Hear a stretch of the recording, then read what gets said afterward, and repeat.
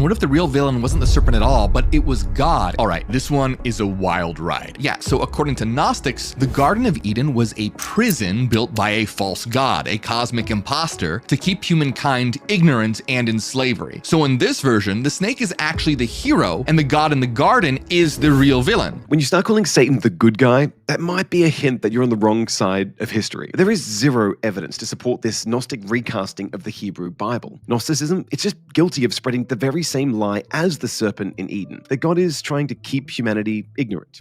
That's nonsense. Knowledge was never forbidden by God in Eden. No, Genesis 1 teaches that we are made in God's image with a rational mind, and God's first command to human beings is to study creation in order to rule over it and make it fruitful. Genesis 2 even has Adam doing taxonomy of the animal kingdom. So the power to discover knowledge, that's one of God's gifts to us. No, God forbade the tree of the knowledge of good and evil, or the right to stand in judgment over evil. That job we weren't ready for in Eden.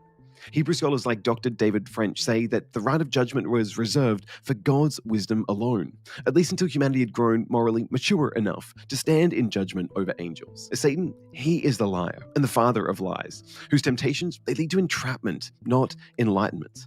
So trust in Jesus, the light of the world, the one in whom there is no darkness, none, and the only one who can free us from the true prison of sin and death.